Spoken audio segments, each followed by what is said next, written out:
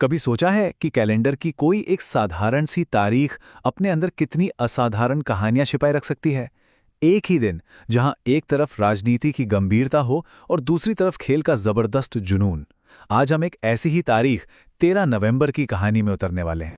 तो सवाल यही उठता है कि क्या सच में कोई एक अकेली तारीख किसी देश के बारे में, उसके मिजाज, उसकी सोच और उसके सफर के बारे में कुछ बता सकती है? चलिए आज इसी सवाल का जवाब ढूंढते हैं।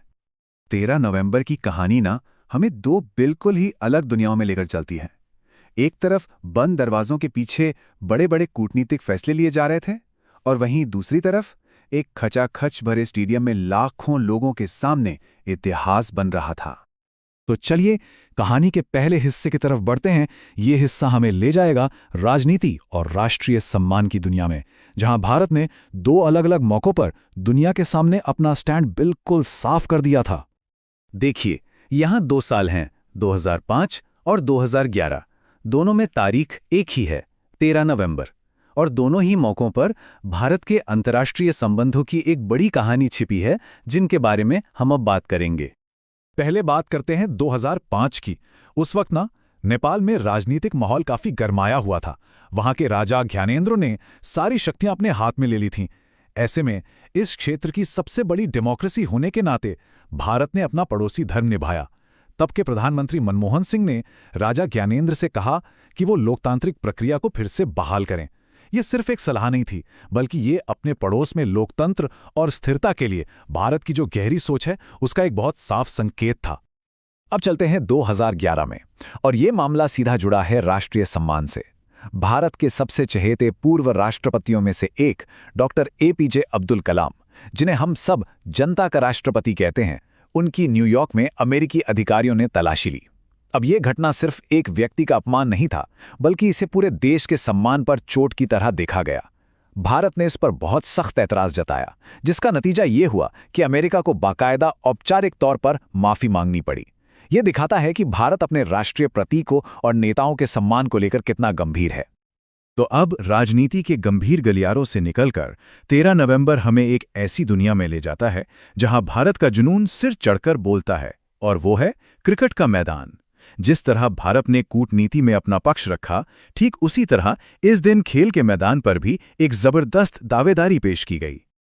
स्क्रीन पर यह जो नंबर दिख रहा है, 264, अपने आप में शायद ये सिर्फ एक नंबर लगे, लेकिन क्रिकेट की दुनिया में ये नंबर अमर है।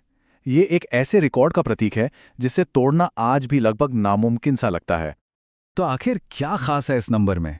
देखिए, वनडे क्रिकेट में ना दोहरा शतक बनाना ही अपने आप में एक पहाड़ चढ़ने जैसा है। बहुत कम खिलाड़ी ऐसा कर पाए हैं। लेकिन 264 का स्कोर, अरे ये तो उस समय किसी ने सोचा भी नहीं था। इसने 50 ओवर के खेल में एक बल्लेबाज क्या क्या कर सकता है, उसकी पूरी परिभाषा ही बदल कर रख दी। ये सिर्फ एक रिकॉर्ड नहीं, बल्कि एक मील का पत्थर है।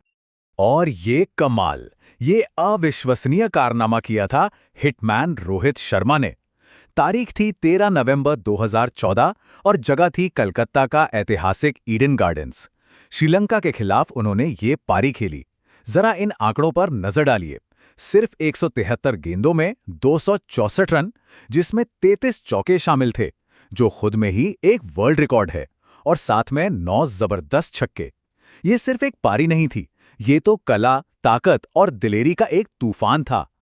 तो अब सवाल यह है कि इन दो अलग अलग धागों को एक साथ कैसे जोड़ा जाए।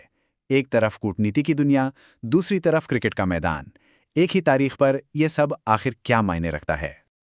देखिए, बात बस इतनी सी है कि ये घटनाएं जो ऊपर से देखने में बिल्कुल अलग लगती हैं, असल में मिलकर एक देश की कहानी कहती हैं।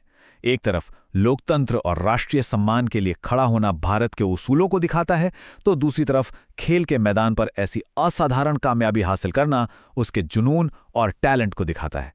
ये सभी 13 नवंबर को भारत की कहानी के अलग अलग लेकिन बहुत जरूरी हिस्से हैं। और ये पूरी कहानी हमें एक बड़े दिलचस्प सवाल पर लाकर छोड़ देती है। इतिहास में तो अनगिनत तारीखें हैं, पर जरा सोचिए, किसी भी देश के लिए या दुनिया के लिए वो कौन सी एक तारीख है जो सबसे यादगार है, और क्यों?